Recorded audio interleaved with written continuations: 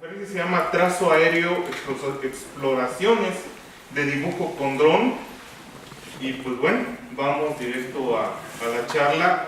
Démosle la bienvenida tanto al doctor Uriel como al doctor Darío Alberto Meléndez, por favor.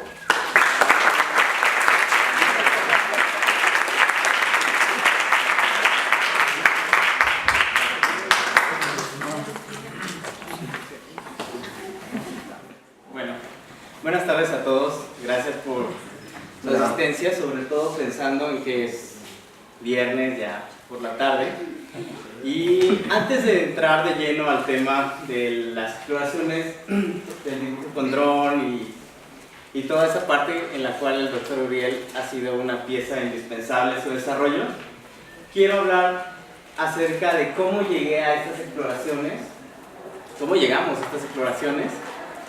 Porque, a diferencia de ustedes que están en una licenciatura en artes digitales, yo vengo de la parte más tradicional del arte. Yo estudié en la Facultad de Artes y Diseño, que era la Escuela Antigua Academia de San Carlos. Fue la primera escuela de arte en América y por lo tanto, a pesar de estar en el centro, de estar en el DF y todo eso, es una escuela que tiene una carga tradicional e histórica muy fuerte. Entonces, para mí llegar a trabajar con piezas efímeras o pensar en cuestiones que tienen que ver con tecnología, con robótica o con procesos alimentados por científicos, pues fue un camino largo y a la vez interesante. Esta pintura del siglo XVIII, perdón, del siglo XVII de Vermeer, ¿vieron La joven del arete de perlas? Es una obra de Vermeer. Y este era el tipo de exámenes que nos ponían en la escuela. Teníamos que pintar un cuadro de este tipo siguiendo con los procedimientos tradicionales. Y ya si soportabas, te dejaban entrar al taller, pero después de un largo entrenamiento, a diferencia de la producción de imagen contemporánea, que es mucho más veloz, en este tipo de escuelas, en la Academia de San Carlos, la manera de llegar a una imagen era muy lenta. En la maestría me involucré con un laboratorio que se llama el Laboratorio de Diagnósticos de Obras de Arte, que está en el Instituto de Investigaciones Estéticas de la UNAM, donde les llega desde una vasija prehispánica, una pieza de arte moderno de los 50, una pieza de arte contemporáneo, y lo que hacen en ese espacio es estudiar cómo se hizo la obra. Para eso hay un equipo interdisciplinario que implica físicos, biólogos, historiadores, y tratan de desmenuzar cómo está hecha la obra. Una vez que tienen estas teorías de cómo se construyeron estas piezas antiguas, a los artistas nos dan como una suerte de protocolo para que nosotros podamos ejecutarlas. Y dentro de los casos que a mí más me interesaron está esta Virgen, que es la Virgen del Perdón, que está en el retablo principal de la catedral, pero que en los 60 se quema porque alguien dejó unos foquitos de Navidad mal puestos, hicieron cortocircuito y la pieza queda totalmente destruida, queda así. Esta era una pieza muy importante, pero a la vez estaba destruida, o sea, era como nuestra historia, pero a la vez era como ya basura. Entonces se encontraron en las bodegas de Lina y en el laboratorio lo empezaron a estudiar para saber cómo estaba hecho, porque tenía la ventaja de que al estar quemado se pueden conocer todos los estratos en los que fue hecho. Aquí hay un detalle de las tablas, de esas pequeñas fibras, y aquí surge algo que fue para mí muy revelador e interesante, que es que en vez de estar pintada esta obra sobre tela, está pintada sobre tendones, ¿no? Entonces eso ya es algo bastante raro para la época, porque además es una tabla que mide como 2 metros, ¿no? Y te pones a pensar ¿de dónde se iban a conseguir tendones en el siglo XVI? Tantos tendones. Y bueno, revisando en la historia, resulta que esta tabla la hace un pintor, o sea, Simón de Peirens. Simón de Peirens era un artista flamenco que tenía muchos problemas en su época. Él decía que prefería pintar prostitutas a pintar vírgenes, y por eso lo meten a un proceso inquisitorial. Y esta obra, La Virgen del Perdón, pues se llama así porque con esto lo absuelven y lo dejan salir de la cárcel de la Inquisición. Entonces, pues queda como la duda de si realmente pues eran tendones de animales o eran tendones humanos, porque nosotros hicimos los procesos de experimentación para saber cómo se hacía esto, y resulta que los únicos tendones que funcionan son los tendones calcáneos, el llamado tendón de Aquiles, y pues no había tantos animales en la época. Entonces lo más seguro, tras las pruebas de análisis mitocondrial, es que hayan sido tendones de humanos. Aquí están ejemplos de los procesos que yo hice de reconstrucción de la obra, las tablas, como son los tendones, y pensando en esta imagen de cómo, bueno, pensando en todos estos procesos, ¿no? Porque vemos esto y puede ser como, ¿está bien? Pero ¿qué hay detrás de la obra? Me parecía algo muy violento, como la vida interior de la obra me parecía riquísima en significados, y decidí empezar a trabajar con esta parte viva de la obra, y para eso hice este pequeño juego que era una secuencia de imágenes.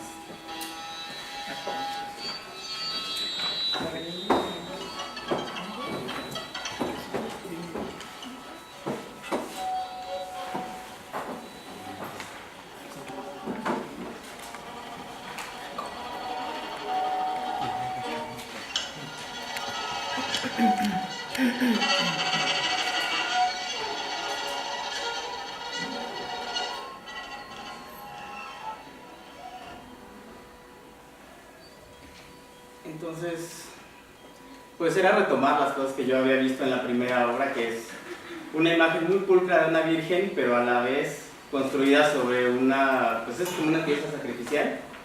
Pero pues ya no iba a retomar la iconografía de la Virgen del Perdón, porque pues nadie la conoce, entonces recurrimos a la guadalupana.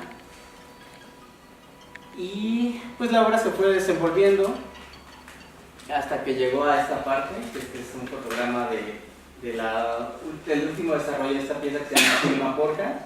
Tilma, digamos por la parte mexica, Porca por el cerdo. Y lo que terminó siendo la pieza son dibujos hechos sobre cuero de cerdo que yo construí, que seguían el proceso para hacer chicharrón y terminaban siendo piezas comestibles. Entonces, en este sentido, es una pieza que es como la hostia, pero no hacia la cultura española, sino hacia la cultura madre, o en esta suerte de amaciato que todavía no alcanzo a vislumbrar. Si luego tienen curiosidad, en YouTube está el documental completo de todo el proceso acerca de la Virgen, los tendones, los dibujos y la recepción de la obra, porque todo esto se hizo en Xochimilco, es el lugar donde yo soy originario, y la gente pues muy amablemente nos patrocinó toda la producción de los cueros, y ellos se quedan con su pequeña pieza de culto. Eso fue un ejemplo de cómo pues, la parte de investigación científica y tecnología de los materiales me lleva a desarrollar un trabajo donde no es únicamente el objeto acabado, sino es un devenir, en este caso, pues comestible. Otro ejemplo es una pieza que se llama Pago en Especie, que consiste en una habitación donde yo pongo aromatizantes que contienen la esencia de una sábana donde una mujer cambia sexo por drogas, algunos procesos de extracción, que para ello también me ayudaron científicos, y pues nada, al final termina siendo un cuarto vacío con los aromatizantes y con la sábana desde la cual se extrajo. Entonces todo este trabajo de ir pensando el arte no como un objeto, sino como un proceso, fue lo que posteriormente me llevó a pensar la idea del dron, y en específico una colaboración con un artista llamado Omar Soto. Para eso les voy a leer un pequeño texto del antecedente directo de estas exploraciones. Las primeras ideas en torno a este proyecto surgen de la colaboración entre los artistas Omar Soto Martínez, Darío Meléndez y Diana Bravo, quienes realizaron la muestra Símbolo Descarnado a inicios de 2013 en Atea, un espacio de exposiciones en el distrito. Esta exposición estuvo conformada por un mural efímero, una escultura orgánica y una espacialización sonora a cargo de Omar Soto, Meléndez y Bravo respectivamente. A través de estos medios se exploró la plasticidad de los símbolos del escudo nacional, el águila y la serpiente, en soportes no convencionales, con la intención de abrir la lectura oficialista mediante trazos fugaces con ácido carmínico, los cadáveres de una águila y una serpiente en descomposición y el sonido amplificado de insectos carroñeros, derméstidos, que inundaban la sala. Para fines de este documento, lo que interesa, más que discutir la zona iconoclasta de esta experimentación matérica y sonora, es rescatar tanto el interés por expandir las exploraciones plásticas hacia otros medios, como la presencia de lo aéreo, cuyo tema central de las investigaciones de Omar detonó este proyecto. Entonces aquí está el mural que hizo Omar Soto y cómo queda después de que lo deslavan, y aquí el proceso de armado de, de este diorama que se estaba deshaciendo. Otras vistas de la instalación y un ejemplo de la obra de Omar Soto. En un segundo momento de colaboración, Omar Soto y yo comenzamos a explorar la idea de trazar con un dron a partir de un taller de dibujo impartido en 2015, en el que Omar construyó una herramienta que permitía generar un trazo colectivo a partir de las tensiones y negociaciones de los participantes. Construido de manera muy primitiva con un área de tejer, cuerdas y un pincel, esta herramienta permitía un trazo a distancia que implicaba también la suspensión de este instrumento, con lo que se aproximaba a la idea de un dron análogo. Hay dos vistas. Después, tras estas experiencias narradas y con el ánimo de continuarlas en otros medios y contextos, Omar y yo aceptamos la invitación para participar en la exposición en la Academia de San Carlos sobre el dibujo en todas sus disciplinas. Esta exposición se llamó Dibujo, lenguaje abierto. De inicio se planteó desarrollar la idea del dibujo colectivo que hizo Omar Soto en la modalidad de taller. Es decir, se propuso un taller de dibujo monumental con drones que tenía como objetivo realizar una serie de dibujos de gran formato utilizando un dron al que previamente se le habría implementado una herramienta de dibujo. El punto de arranque fue esta imagen que visualizaba un posible escenario de dicha actividad en el patio central de la Academia de San Carlos, donde lo antiguo y lo tecnológico convivirían. Bueno, esto fue como soñar mucho, ya después Florian nos dirá qué pasó con estos sueños. Y bueno, planteada esa propuesta, procedimos a realizar experimentaciones para trazar con un dron muy sencillo con la finalidad de saber qué tan factible era hacerlo a un bajo costo, pues tras la investigación documental se vio que realizar esta actividad sí era posible al usar drones bastante potentes o en todo caso haciendo uso de un sofisticado lenguaje de programación. La diferencia con el tipo de investigaciones que ya se han realizado era que estas tenían como resultado o dibujos abstractos o figuras muy esquemáticas donde la interacción entre máquina y robot era simplemente azarosa o bastante lineal. Estábamos buscando un punto intermedio en el que interviniera tanto el azar como el control del dibujante. En esta primera prueba, lo que resultó fue que un dron sencillo no posee ni la suficiente potencia para levantar una herramienta ligera para trazar, y probamos con distintos instrumentos, ni la estabilidad necesaria para poder controlarlo, resultando en una serie de trazos erráticos que resultaron lo que están viendo en pantalla. Bueno, frente a estas dificultades técnicas y con la intención de tejer puentes hacia otras áreas de conocimiento, tuvimos la fortuna de poder contactar al doctor Uriel Hernández, quien ha colaborado significativamente en el desarrollo de esta propuesta.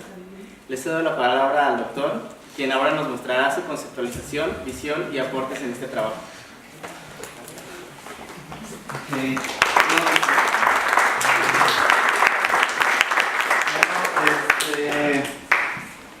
Pues esto fue incidental. Yo entré al departamento el periodo pasado y básicamente vengo del área de robótica móvil. Entonces la robótica móvil implica que tenemos un robot que puede navegar en un entorno. El robot pues puede tener las ruedas como si fuera un carro o puede ser en este caso un dron. Entonces empezó primero pues acercamiento, porque realmente ninguno de los dos estábamos en la misma idea de qué se puede y qué no se puede hacer con un dron. Y al principio, cuando me explicó qué era lo que quería hacer Darío,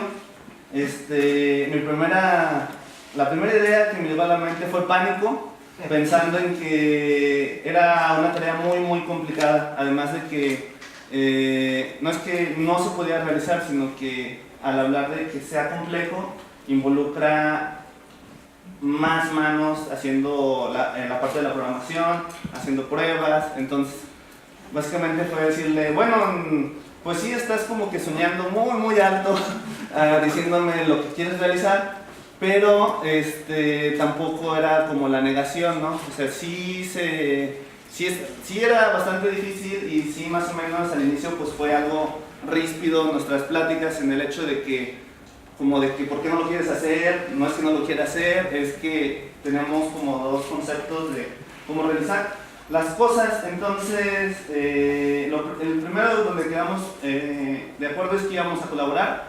Realmente esto, como dice ahí, es una exploración porque los dos venimos así como de áreas que son perpendiculares, ¿no? Él de formación artista y yo soy plenamente de formación ingeniero, así que pues cómo nos podemos poner de acuerdo. Entonces, si pudieron darse cuenta, teníamos una idea esencial que queríamos realizar y al momento de empezar a plantear las formas en las cuales podemos realizar esta colaboración, pues llegamos primero a que no tenemos el capital para comprar un dron que cueste alrededor de 200,000 pesos y que pueda cargar esa herramienta de dibujo, y entonces empezamos a hacer otra clase de exploraciones. Y esa clase de exploraciones pues se basaron plenamente en todo lo que tiene que ver con la robótica móvil. La primera idea a la cual llegamos, que ahorita van a ver, es, bueno, el dron está dotado de ciertas capacidades, o sea, puede volar, tiene una cámara. ¿Cómo podemos utilizar estas herramientas para poder hacer que el dron dibuje? La única forma en la cual el dron podría, digamos, reproducir algún trazo, algún trayecto o alguna de este estilo de movimientos que establecen en el dibujo es a través de algo que fuera virtual. ¿Por qué virtual? Bueno, porque esa reproducción lo podemos apreciar en un entorno. Si es virtual, podremos después agregar más información a eso que estamos realizando.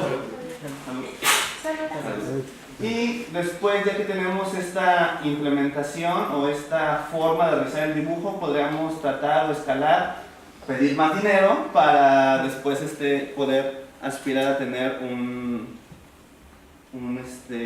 dron con un poco más de capacidades. Entonces,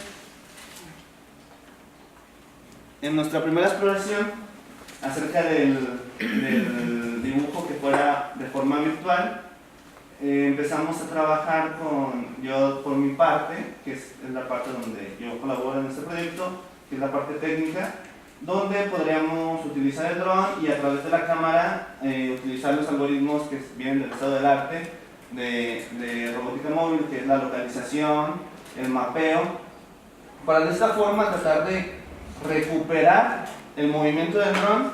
Y una vez que podamos recuperar de forma precisa ese movimiento, no solamente vamos a poder trazar con el dron, alguien va a poder manipularlo, sino que también en el trayecto de que el dron pueda obtener información de su entorno, encontramos ciertas particularidades en cómo esta clase de métodos que son basados puramente en visión por computadora pueden servir para trazar un dibujo. Estas son unas pruebas iniciales con un dron que tenemos aquí en la división acerca de cómo podríamos localizarlo. Siguiendo en esta colaboración, yo le traté de explicar a Darío cómo podríamos utilizar esto de la localización para el dron, porque al final de cuentas algo que tiene el dron, a diferencia de un robot móvil, digamos un carro, es que el dron, por ejemplo, puede cubrir un terreno muy grande en un muy corto tiempo. Entonces, al hacer esto, nosotros íbamos a poder conservar la gran escala del dibujo y, bueno, tomando en cuenta de que con ciertas limitaciones, ¿no? Errores en algunos cálculos y todo esto. Y entonces, esta idea pues nos llevó a participar en la inauguración de este ciclo de conferencias ahí en la Academia de San Carlos. Y cuando estuvimos en San Carlos fue que, a partir de la apreciación que tenía Darío de qué es lo que estaba generando el dron y del entorno el cual teníamos en San Carlos, se nos ocurrió una idea. Siguiendo con esta idea de lo monumental y partiendo de lo que mencionaba el doctor Oriel, de cómo el dron estaba reconociendo el espacio, estaba localizándose, lo que logramos conjuntar en ese momento era que estuvieran sucediendo los dibujos de manera simultánea. Uno que partía del mapeo que realizaba el dron, que estaba haciendo en una pantalla, y otro fue un dibujo que yo hice en el patio de la academia, pero digamos de una manera muy primitiva. O sea, esto que ven ahí nada más es papel, un bote de pigmento, el que utilizan los albañiles para ponerlos, pues, no sé, los aplanados rojos, y que tenía mucho que ver con, en este caso, en la elección del rojo, con la paleta que hay en San Carlos. Casi todo es como rojo y blanco. Entonces fue un dibujo a gran escala, ese es un fragmento del dibujo, y los dos estuvieron sucediendo a la par. Por momentos el dron bajaba y modificaba un poco el dibujo, y eso se los podremos mostrar más adelante. Hacer un dibujo a esa escala sin ningún medio de proyección, nada, es bastante complicado porque te tienes que estar desplazando, y de esa manera te estás perdiendo todo el tiempo la noción de perspectiva, de espacio y de localización. Entonces, de algún modo, yo era como ese punto que estaba intentando localizarme dentro de ese escenario. Ya una vez que teníamos una idea de cuál iba a ser la dinámica que teníamos que realizar, pues llegó el gran día ahí en la Academia de San Carlos. Fue un trabajo de días anteriores donde pues yo llegué a hacer algunas pruebas en el escenario, a ver que el dron y sus sensores siguieran funcionando bien, a tratar de volar el dron y que no chocara, se destruyera y cualquier otra cosa que pasan con todos los dispositivos.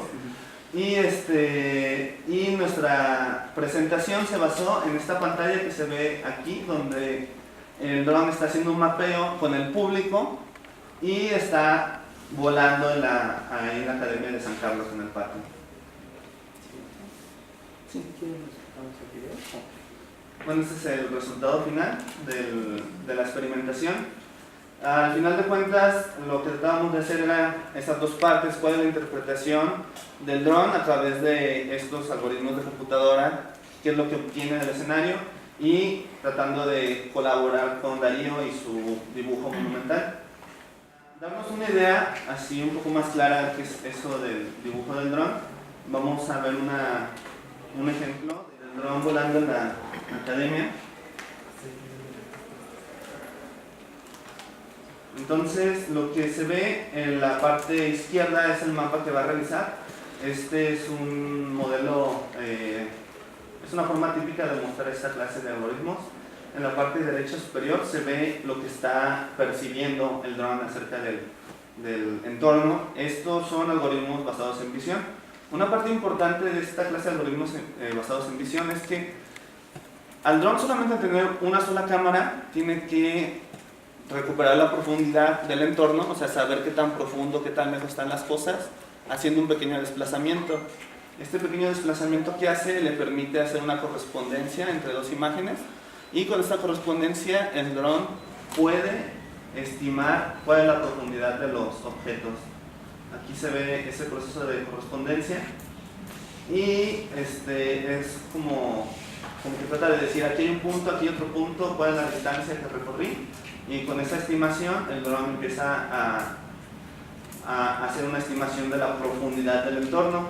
Al decir estimación, pues es solamente una aproximación a qué tan profundo es. No es un mapa como que yo pueda decir: la Samotracia mide 5 metros o 3 metros, o tiene el entorno es de tal tamaño. Pero lo que sí podemos apreciar claramente es que mientras más información va obteniendo el dron de su entorno, va haciendo un modelo de lo que está percibiendo. Y esta forma en la cual las computadoras perciben y representan la información, vemos que es una forma en la cual hay un enlace en cómo nosotros percibimos también nuestro entorno, cómo representamos eso. Este proceso pues es un tanto computacionalmente, digamos, exhaustivo, por eso se ve así como que va un poco lento el vuelo, y también pues involucra otras partes, ¿no? Como la comunicación de la computadora con el dron, que le reenvíe los comandos.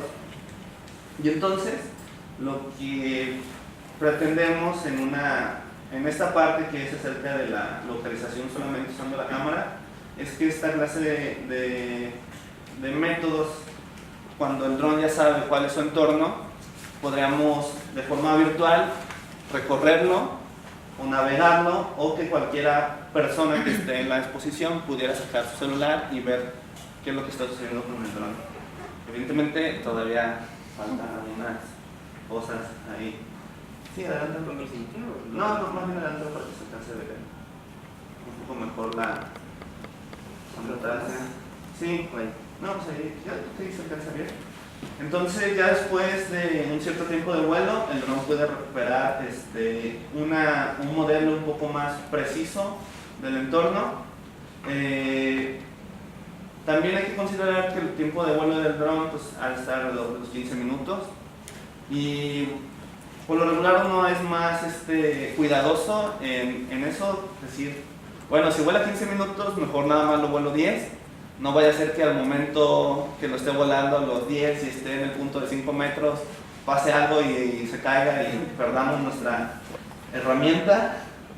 Entonces, por lo regular, el dron vuela alrededor de 5 minutos y hace el trazado del entorno. Y el trazado se alcanza a ver la similitud entre lo que está ahí en el mapa y lo que observó durante todo su recorrido.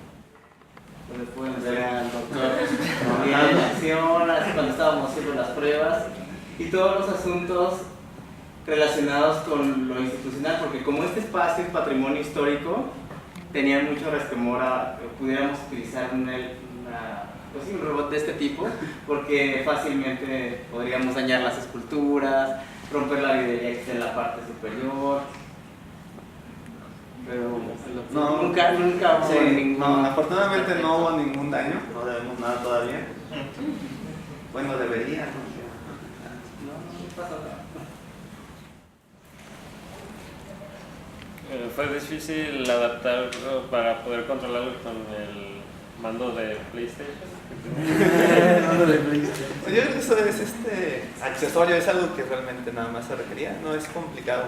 Bueno, no es tan difícil. Sí, vamos a poner. Sí tiene sus complicaciones, pero pues eran cosas que se requerían como para hacer que el dron funcionara, ¿no? No es algo esencial. ¿Cuánto fue la duración del proyecto? Pues todavía seguimos. Sí, Todavía. empezó en noviembre. Noviembre, En noviembre fue la primera presentación. Sí, en noviembre fue la primera presentación, pero fue Por agosto se empezó a platicar eso para que autorizaran comprar un dron allá, porque era como en esta escuela de artes, bueno, ¿para qué quieres un dron? No, pues queremos intentar esto. Ok, bueno, si va a servir para otra cosa, pues sí, pero sí más o menos desde agosto. Pero han sido sesiones de trabajo muy espaciadas, sí. bastante espaciadas. Y bueno, esta es una pregunta como ya más personal. Cuando estaban trabajando, ¿no tuvieron algunos conflictos como, no sé, si tienen como esas etiquetas de que un ingeniero y un artista como que deben de trabajar separados, no sé? ¿Tuvieron algunas dificultades Es un punto muy interesante para trabajar? Qué bueno que lo pones sobre la mesa. Practico porque... Bueno, sí, ¿no? Nos debemos de odiar, es algo en la naturaleza. No, pues tenemos un punto de encuentro que yo creo que nos ayudó a los dos para tener una buena apertura en la comunicación, que tenemos un amigo en común, que, bueno, es una amiga, la cual ella estudió artes plásticas. Entonces, yo a pesar de ser ingeniero, pues tenía este vínculo con ella, donde ella me hablaba de cosas que yo no entendía a veces, o me invitaba a exposiciones que yo no sabía que estaba sucediendo. Pero ese punto de encuentro pues te hace un tanto más flexible y también paciente, porque yo entiendo que a lo mejor si yo hablo en términos ingenieriles con Darío, se me va a quedar viendo con esa cara de no te estoy entendiendo, y nada más va a decir, entonces ¿vamos a hacer esto? Sí, lo vamos a hacer así. Entonces por ese lado es de su parte, y de mi parte cuando empieza a hablar de todos estos términos acerca del arte, pues para mí es como todavía no los logro comprender. Tampoco voy a decir, no, pues ya estuve en San Carlos, ya soy artista, ya tengo obra grande, monumental, ya todo. No es cierto, ¿no? Es algo que que es incremental. Y yo creo que para mí, al menos ese punto de encuentro y las primeras pláticas que tuvimos, pues fueron bastante, nos ayudó bastante para no llegar a ninguna clase de discusión ni nada. Más bien ha sido muy sencillo, ¿no? Sí. Bueno, es que esta pregunta que tú haces me parece esencial porque estamos en un momento donde supuestamente se trabaja la interdisciplina y la multidisciplina y la transdisciplina, pero cuando ya estás dentro de los equipos de trabajo, sigue pasando como en la prepa, cada quien hace su trabajo y llegan todos a pegarlo en la mañana. Porque a mí me pasa mucho en el instituto, porque estamos de pronto con químicos, ¿no? Los químicos están trabajando sus muestras y ven que solucionan, y los historiadores del arte están pensando en la biografía del artista como ¿no? Está en la cárcel, y los artistas que estamos ahí somos como changos que están reproduciendo. Y es muy importante que se den ese tipo de encuentros, que tratemos de hallar algunos puntos en común, porque solamente a partir de esas relaciones como personales y que los dos estemos de acuerdo en que esto es una mesa, así de básico, se pueden dar pues trabajos más interesantes. A mí me ha pasado mucho en anteriores trabajos cuando yo les decía a algunos especialistas, como en el ejemplo del perfume, ¿no? Que yo le dije a un químico, oye, es que quiero hacer un perfume de una sábana donde durmió una prostituta, y que me quedaba viendo así de, pero eso como para qué, estás loco, ¿de dónde vas a conseguir el dinero? ¿Eso qué va a provocar? ¿Eso cuánto me vas a pagar? Y hablando más hondamente, pues de todos los químicos con los que trabajé, resulta que uno de joven había hecho perfumes y era fan de la novela esta del perfume y de la película, obviamente. Entonces estábamos en una especie de ficción literaria, como recreando una ficción desde algo muy pasional, y eso fue lo que nos llevó a establecer este tipo de trabajo. Y que la parte experiencial, como dice Uriel, también te nutre mucho. Estas piezas tienen dinámicas performativas. Tú no te imaginabas que alguien iba a llegar a borrarte todo el trabajo con su flash, ¿no? O por ejemplo en lo del perfume, yo no pensé que en ese lugar donde lo monté, que por cierto se llamaba El Burdel y era patrocinado por el Fonca, tuvieron que cerrar la exposición porque este cuarto estaba al final y después se encontraban ya parejitas ahí en lo suyo, entonces la pieza estaba funcionando. Creo que todo se trata de encuentros y pues este es un encuentro que está empezando y que creo que nos puede llevar a lugares interesantes. Oh, ya. ¿Van a continuar con el proyecto? ¿Y qué resultados esperan para más a futuro? ¿O cuál es el...? Nos vamos a estar trabajando, esperemos. Sí, pues ante el asunto de que no tenemos un dron carísimo, que en este momento no lo podemos conseguir, pero tenemos una opción de hacer fisiogramas. Es decir, esto que están viendo en pantalla es un dibujo hecho con luz. Wow. Y con dron, básicamente se necesitan LEDs y pues, tomas fotográficas. Muchas horas. Y muchas horas de vuelo. Porque yo enseñaba así de, sí, voy a agarrar un dron y lo voy a volar. No, o sea, ni siquiera poder ya volar el dron tiene muchas complicaciones. Y más en los entornos donde lo intentábamos hacer. Las primeras pruebas las hicimos, bueno, antes de que llegara Ariel, las hice en un salón. Y pues rompimos algunas cosas, rompí el dron que me prestaron. Todo estaba como complicado, pero pues sí es mucho trabajo y material. ¿Alguien tomaba fotos con flash? ¿Se perdió todo su trabajo y no había manera de recuperarlo? Es algo interesante en el aspecto de que pues al estar en la academia, aquí en la academia, en la escuela, pues uno tiene como un entorno así muy cuidado, ¿no? Si puedes procurar que cuando estés haciendo tu trabajo las condiciones sean las mejores, pues lo haces, ¿no? Lo procuras. Entonces ahí sí puedes recuperar la información del dron, pero se vuelve impreciso. O sea, ya no es tan seguro de que lo que el dron crea que está viendo sea lo correcto. Entonces por ese aspecto, pues dice, bueno, si ya es impreciso, ¿qué tan impreciso es como para seguirlo volando? Entonces, pues sí se pierde buena cantidad de información, aunque es recuperable.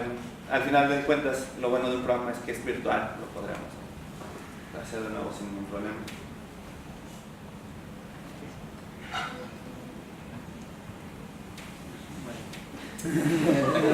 Muchas gracias. Gracias.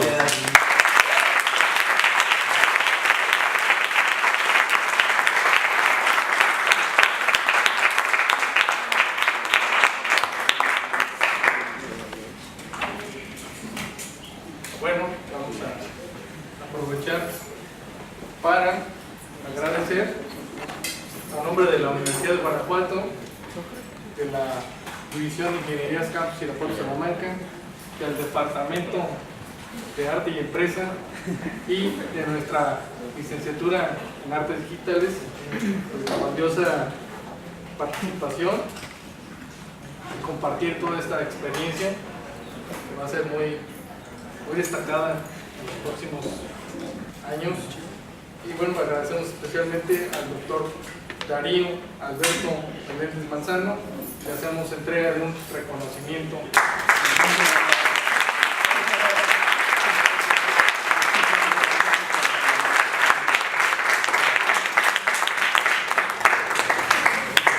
Asimismo, a nuestro apreciable profesor de Artes Digitales, al doctor Uriel Aguilé Hernández Belmonte.